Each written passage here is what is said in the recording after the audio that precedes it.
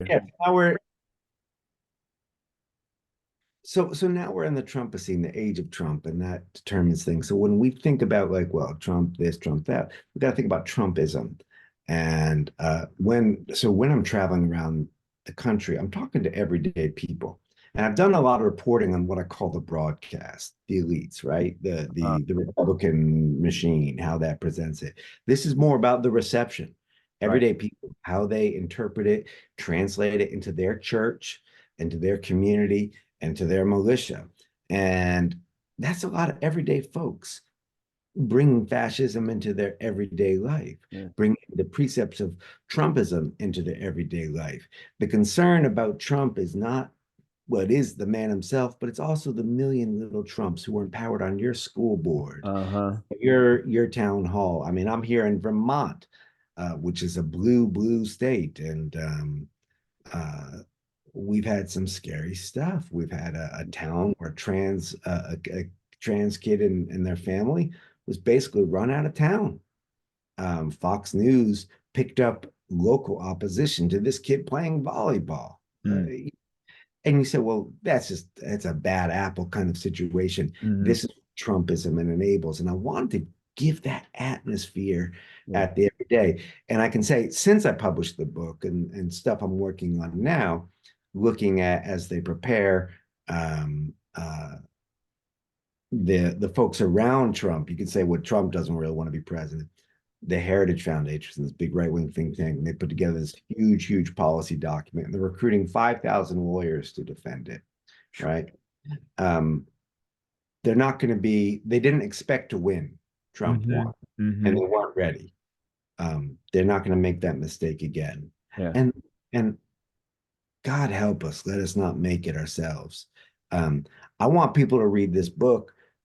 Not, it's not a campaign book. I don't have any advice for you on, what to do, but I want Sure. you to have a sense of the scale and the shape of things, some of the currents that are feeding into it. And I want to frame it with some hope Yeah. and to sort of remember that the struggle is long. Yeah. And I'm not just talking to activists. I'm not even primarily talking to activists. I'm Uh-huh. talking primarily to everyday people Yeah. who, you got kids who go to school, or you teach at a school, or Right. you have a town and a town board. And if you think you're in a deep blue area, I mean, I think Sacramento is kind of where you are, Pete, Uh-huh. is uh, I would have thought of it as a deep blue place. I suppose it is, but I was pretty stunned in the book. I start my journey Yeah. in Sacramento at a rally for Ashley Babbitt, the woman killed on January 6th, Mm. and it's Proud Boys versus local Antifa. Mm. And the cops, the Sacramento police, I mean, there's some local reporting for someone to do there. Mm. They were quite happy to look on as, Yeah. and I'm not even defending the Antifa guys because Uh-huh. they were there to fight. Sure. Um, but and I would even I talked to some of these cops. They were not going to arrest Proud Boys unless they had. Mm. Man. The like you said, you kind of starting in the middle of the book, you bookend it with the first part is regarding the great Harry Belafonte. Yeah, yeah. I mean, I'm just jealous that you got to spend time with him. Oh, Right. it was a May he pleasure. rest in peace. I feel like he died, I think, earlier this year, right? Yeah, he did. He did Yeah. at age 96. And then you ended with Lee Hayes, who, I don't consider myself an expert on, the folk music, movements, but I definitely know about Pete Seeger and Yeah, Lee yeah. Hayes, has the famous Goodnight Irene. Good night, So that, Irene. And if I had uh-huh, a hammer, he was a guy. So Pete, listeners out there will probably know like Pete Seeger. Lee uh, Hayes was a songwriting partner, and yeah, they had a band called the Weavers. And right. it the reason I began with Harry Belafonte and end with the Weavers. Good night, Irene. Good night, Irene. This is not a political song. Hell, No. yes, it is. And the Weavers were blacklisted. They were so political. Mhm. Pete Seeger gets called. Let's compare. We had that recent incident with the three college presidents who were Right. testifying in Congress, and the Republicans were asking questions in bad faith. Do you denounce genocide? But they were sort of Mm. setting. But these three presidents were not profiles in courage. They were like, well, depends on the Mm. context. Compare that with Pete Seeger, invited before HUAC. That was the committee that would invest communism. He didn't take the Fifth Amendment. He didn't refuse to answer. He looked at the Congress people, the congressmen, all congressmen in each Huh. of the districts, and he had prepared. He says, well, he says, I'm not going to take the Fifth Amendment because I haven't done anything wrong. And he Oof. says, but I prepared a song for you from your district, and it'd be a radical labor song. And Yeah. he was, they sentenced him to a year in prison, which Yeah, he yeah, appealed, never had to serve. yeah. That was that was how you stand up to fascism, not like, well, let's go look at it. You stand up Uh, and say no, right? So I wanted to start and end the book with these yeah. songs. Harry Belafonte, most people know, the Banana Boat song, Deo, they like Uh-huh. that's a you read it. Harry understood that as a radical work song. He understood himself in the struggle. He played an instrumental role in the civil rights movement. Arguably, there is no civil rights movement without Harry Right. Belafonte, who was bankrolling it, who was one of Martin Luther King's right hand men. And Mm-hmm. um, and I thought, like, look, both these guys, Harry Belafonte. Oh, it's sort of, Deo, that's a fun song. Lee Hayes, nobody remembers him, but we remember Good Night Yeah. Irene on top of Old Smoky. If I had a Yeah, yeah, yeah. hammer, you know, and to say, wait a minute, those have been smoothed, sanded down by time, but let us remember that the struggle is long. Mm. There are radical resources for us in the past artistically. And let us also be clear, because Mr. B, Harry Belafonte would be clear, Lee Hayes would be clear. They got beat. They didn't win. This isn't a Hollywood story. Harry Belafonte hated what he called the Hollywoodization of the civil rights movement. Mm. It's like, now we're all past that. It's like, no. Yeah, yeah, He yeah. died at age 96, filled with joy and filled with anger, Sure. because the struggle is long. And that helps us remember what happens if Trump gets elected Yeah. next November. Yeah. The next day, you get up and you keep fighting. The struggle is long. And Yeah. that's what I wanted. That's the hope I also want to give my kids. I wanted it to be the anti-apocalyptic hope. Mm-hmm. Mm. If the sky falls down, what do? You pick it up. Yeah. Uh, we've been in this fight for a long time, and there's probably a long time to go. But look at the beautiful songs we have made along the way. Right. Yeah, and you talk about the Hollywoodization of the civil rights era, and some great points in the book about Harry Belafonte just being friends with Martin Luther King Jr. and they'd have a drink together. It wasn't they he'd see him in street clothes. You know what I mean? Like it wasn't something where they just we knew him from all his speeches talking about Martin Luther King, and just knowing him as a normal person was really interesting. You write about Belafonte. You called arguably, or maybe what would have been the most, excuse me, it was the most revolutionary hour in TV history. Yeah. So the way that Harry Belafonte story came about was I was doing some writing for Rolling Stone magazine, and I did culture and politics. I didn't do the music writing. That was a Okay. different thing. Yeah. They said, you want to do a story about Harry Belafonte? And I'm like, no, why would I? I don't do celebrity stories. I'm like, you Yeah. mean the Dio guy? A fun novelty song? I don't know. They're like, Yeah. just look into it, right? And I started looking into it, and I started understanding first, first I encountered all the firsts. Like, this is the first black man to win an Emmy, first black man to win Right. an Academy Award for Tony, I think, right? yeah, Tony. Yeah. I Mhm. mean, first, and most importantly, the first person to sell 1 million records, not Elvis, but it's Mm. Harry Belafonte the same damn year that Elvis does. But we Wow. remember Elvis and his record Calypso. And I go back and I listen to that record Calypso, and I started hearing it not as novelty music, but as, can you imagine putting that on your record player and you never heard anything like this? What the hell? This is long before world music. You never heard anything like this, and you put that on Uh, the record player. And so I said, okay, I'm in. And I went to I think it was the Museum of the Moving Image in New York, was the only place you could see this. You can see this hour of television now finally on YouTube. Thank uh, God, social media, right? But at the time, you had to go to this museum, and it was the Revlon, the makeup company, had hired Right. him to do an hour of because You couldn't script anything better than right. I mean, right. I mean, Revlon, like yeah, yeah, Revlon, and it was introduced by a starlet of the time, a white woman, Miss Barbara Britton, and now we'll be having this lovely evening, and she's in a ball gown, and everyone knows Harry Belafonte. I mean, he's a gorgeous man, one of the most beautiful men good ever to looking dude. Yeah. live, right? And it's like, oh, I love all the white America. I love that Harry Belafonte. Uh, Cut to ka-chink. What's this? Ka-chink, ka-chink, and then you see these arms, black men's arms. Boom. Like, what's going on here? mhm. Realize it's a chain gang. Yeah. Chains, chained people. And on comes Harry Belafonte, the most beautiful man. Every white woman in America, every straight white woman is fantasizing about him. Oh, he's so darling, he's wonderful.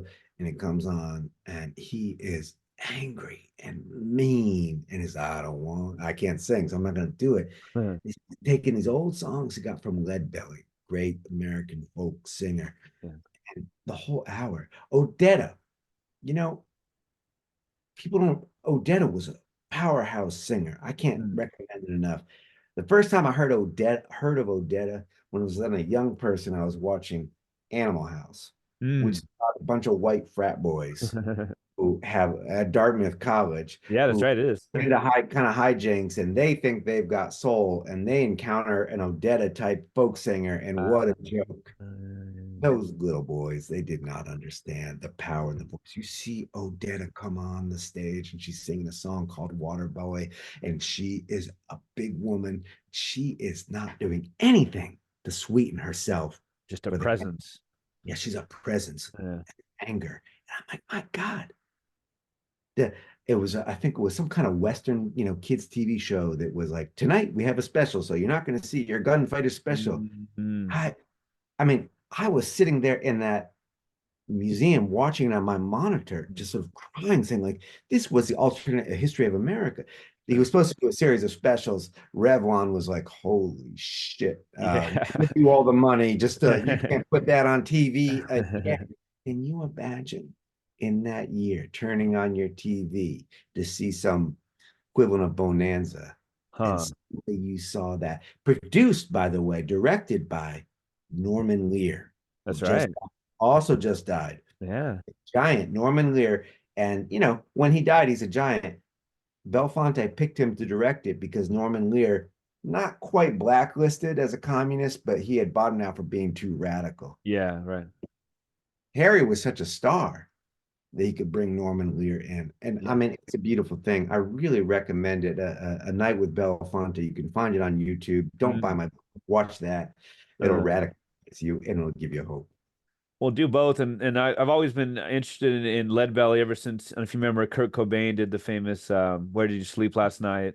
Yeah, yeah. from Lead Belly, and tells a little bit about him. And I reading your believe book, that was one of the last songs Kurt Cobain performed, it was right? I think the last. I mean, there's you talk about iconic images. There's the kind of the freeze frame of him kind of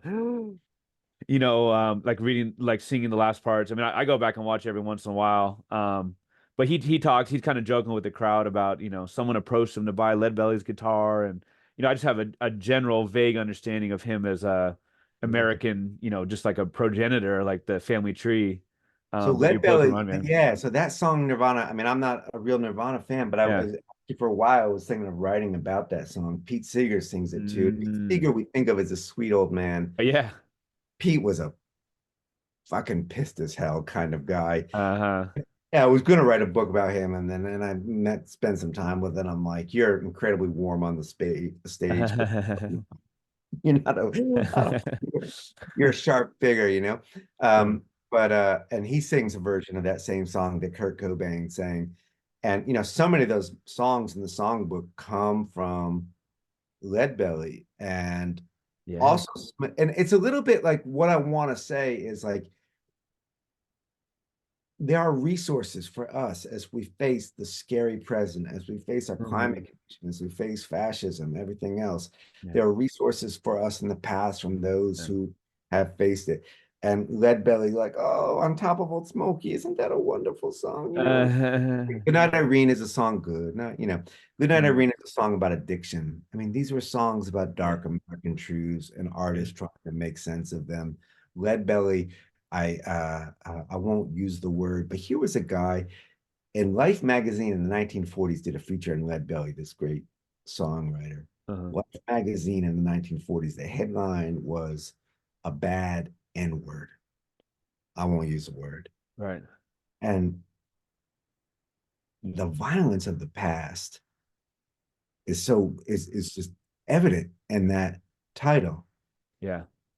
And the violence of the present, I would argue, is evident in the way that we smooth some of those people over. Hmm. Um, and that we make them, isn't that just wonderful? The American Songbook. Lead Belly was a challenge. Yeah. Lee Hayes was a challenge. Harry Belafonte was a challenge. Right. And even in throughout the book, as I'm wandering around right-wing Americana, I keep finding these people, they're challenging from the right. Well, that's one thing, but there's also these little moments. They're there. We have to pay attention to them. We're not dependent on Uh-huh. waiting for the next Barack Obama. We're not sitting there saying, well, geez, Joe Biden is not necessarily the candidate we would want. Mm. This can be constructed at the local level. Um, and uh, I don't know, that's a hope that I take. The last line of the book, and I'll give it away, maybe it's a Yeah. good point to sort of stop on, was Mm. actually the first thing that I wrote. I was first piece in the last piece in the book is about Lee Hayes, but it was the first thing in the book that I wrote. And and I've been immersing myself in Lee Hayes's life, and I was reading this unusual memoir he had published, and he's describing this moment, and he's driving through the Arkansas countryside. Now Lee Hayes is a big guy, Hmm. big white guy, big white guy in Arkansas, but not entirely a brave man. First of all, he's gay, but he's closeted. He's got a secret and so on. But also, Pete Seeger, a skinny little whippet, but Pete Seeger was fearless. Woody Guthrie was fearless. To each, I'm always more interested in those who express courage, not because they're fearless, but because they're afraid. Yeah. I'm Yeah. not Guthrie. I'm not Pete Seeger, but maybe I could be a Lee Hayes who was terrified as hell and is going through the Arkansas countryside and a car full of union organizers, black and Mm. white, and gun company thugs, whatever company they're trying to organize, are on their tail with guns. And this is it. And they're scared. They're scared they're going to die. And so they sing. And Lee Hay, they sing radical songs. They're radicals. They sing radical songs, but they're Southerners. They'd all been raised in the church, Right. and they don't believe anymore, but they believe in that sound, that harmony, and they all start singing hymns. And they're singing hymns and they're harmonizing together, hoping that they survive. And this beautiful line that Lee Hayes has, he says, "For a while, it was possible not to be scared, even." For a while, it was possible not to be scared even. And that to me, I knew that. I was like, that's it. That's the last line of the book. That I can't tell my kids, don't worry, it's gonna all be okay. Uh-huh. I can't even say I can create a safe space. Mm. I believe in safe spaces, but I believe in them the same way I believe in things that have not yet to come. It's something you try Right. and right? You can't Uh, shape those external forces, right? That might right. take away the safety. Yeah, I think about this in terms of another Arkansas organizer I spent some time with, Suzanne Farr, legendary organizer, created a lesbian commune in rural Arkansas in the 1970s, 80s. Yeah, that's a tall order.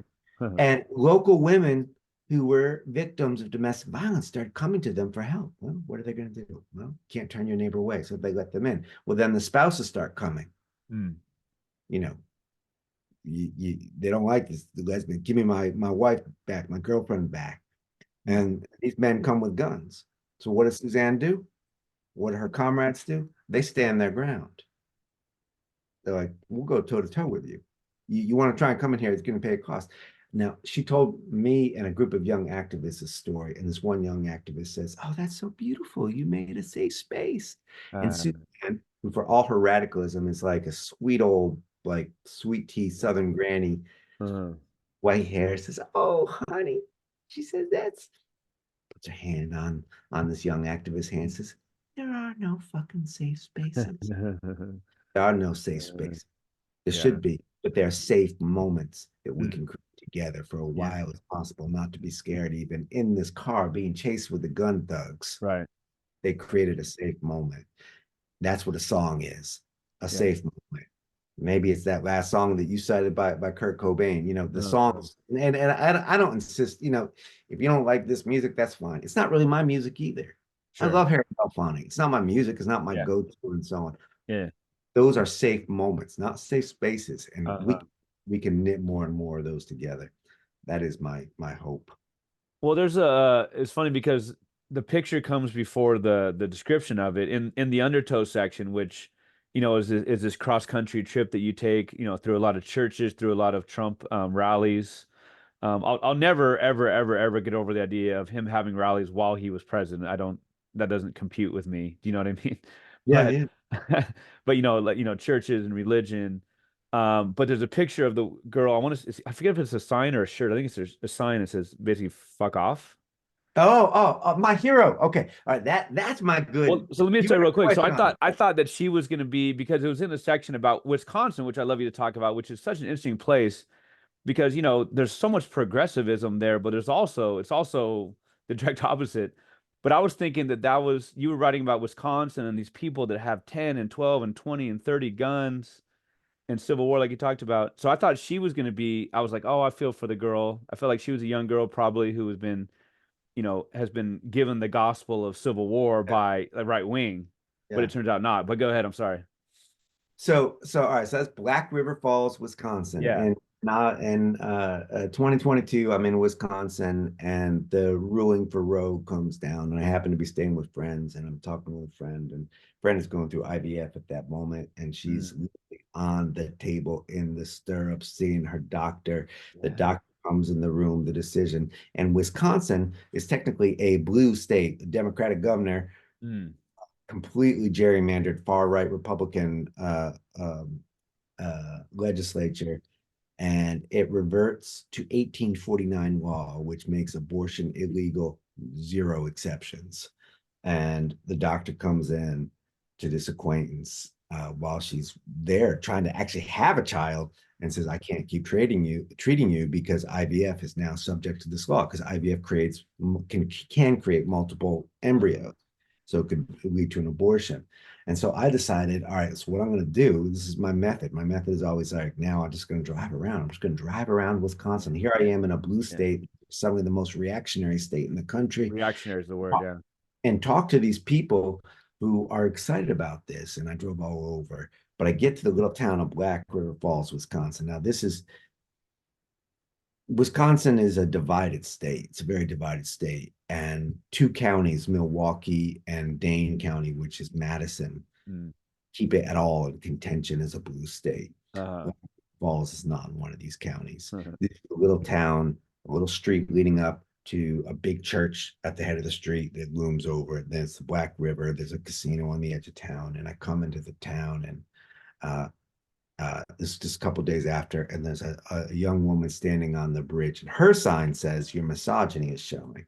Uh, And I stopped talking to her a little bit, and then gradually friends come and join her. Now I'm going to say this: if on the off chance are any young straight men out there listening to your show, or any, the people joined her were young women and young queer men. Not one single young straight man had the guts to wow. stand on that bridge where people were honking at her. A local preacher comes and starts screaming at her, and this woman's not even 5 foot tall. This guy, big guy, bulking over her, screaming at her. She's going out. She stands her ground for a Mm. while. For a moment, it's possible not to be scared. Even she's creating a safe moment, and along comes this woman there's a full page photograph of her. She's a cheerleader. And now these kids are not radical. I mean, they are radical kids, but they are not in Right. a hipster town. This is a small Yeah. town, far from anything. This is a cheerleader for the Black River Falls Tigers, and she has made a sign to come and stand with her friend and stand in solidarity. And her sign says, "Fuck you." Oh, Uh, huh. What's that mean, right? So I go and I talk to her, and I said, "What does it mean?" She says, "Fuck you," and she says, "Fuck you to everybody." The people who took away my rights, the people who didn't protect my rights, it's fuck you. It's fuck you to you and me, Pete. We're Mm, old. Just like saying, like, sure. hey, you had a job. You had a Mm, job and you did not do it. And I'm not waiting for you to protect me anymore. mm, And I'm like, well, these kids are the heroes of yeah. this book. I spent time with them and ended up spending the rest of the evening with them, and we all went out to a local diner, and they're just kids in a small town. They would go to the diner because it's the only place to go. The late at Uh, Perkins, and they're just eating their peeps of pancakes and waffles. And the way kids can just like consume 1 million calories and um and uh and I raised that Civil War question with them, and it's true. They didn't have a clear eye. They thought it's coming too, and they thought they were ready for it. And that's sad. mm, But the good news is, the good news is, I teach, and I don't know if you see this with your students. I see sometimes my students say, like, uh, I should have been protected, or I should not have been exposed to this passive voice, right? mm, And I always want to say, that's right. You're right. The college should be protecting students from violence. It should be doing this, but it's not. It's not. We got to organize ourselves. mm, And these kids were doing that. So it's a weird book that begins with these kind of old folky songs, and yeah. toward the end in Wisconsin, you get this full page picture of this young woman holding a sign saying "fuck off," Hmm. and that sign is the hope, and she's the hero. And it's I not should sign off at that point. I feel like that's a good point to sign off, and I know I gotta get to some stuff, but I don't know if I covered enough of what you wanted to cover. But no, you did. I have a million more questions, but it would take us 4 hours. Can I ask you well, can I ask you a quick question that's kind of lighthearted, yeah. lighthearted-ish, but has deeper roots, I guess. Why the absolute obsession with gear, with swag, with memorabilia, with Trump, masks and Yeah, he's selling his gold coins. What is? I mean, I will never in a million years understand it. Even the hat, I yeah. just don't get that. Do you have any insight? That's kind of like a weird, good question, right? That's like material culture. Um, I I think there's an essay in the book called Heavy with Gold, and it goes back to the 2016 rallies. And I'm traveling around going to 26 rallies, and this is the first one I go to in Youngstown, Ohio. Hmm. We're waiting, and it's he doesn't have Air Force One yet because he's not president, so it's called Mm. Trump Force One. It's his own Yeah, big plane, and we're just standing there for hours waiting. I don't go in as press. I just go in as an ordinary person. I stand with them. sure, I explain who sure. I am, but like I don't want to be in the press pen. Just talk to folks, and they just loved rhapsodizing about this plane. And Yeah. that it's heavy with gold comes from one of them. That plane's going to be coming in heavy with gold. Mhm. The gold toilet, the gold sink, the gold this, and Yes. He's a great businessman, right? great businessman. You get your gold coin. Hmm.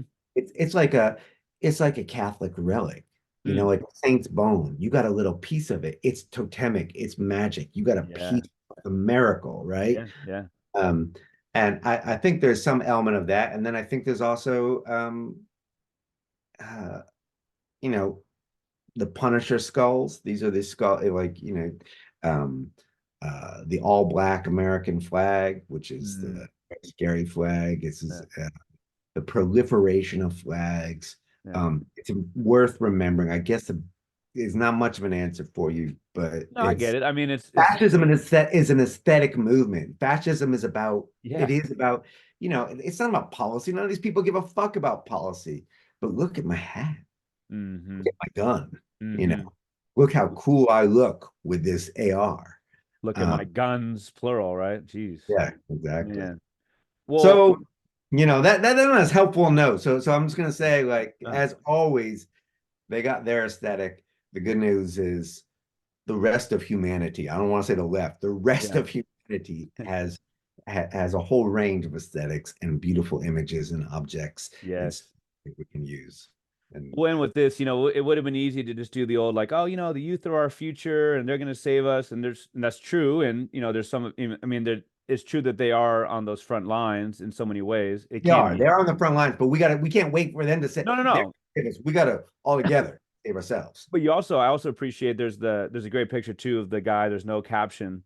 The older man, I want to say Don, maybe, Don, yeah, yeah. I right? love Who's also fighting that fight, and he doesn't necessarily follow the stereotypes of, the white man from Wisconsin kind of thing. And so it's, there were so many. It could have been so many easy answers in this book, and obviously because it's nonfiction that you don't make it that way. But it's like it would have been so hard to make it, just keep fighting.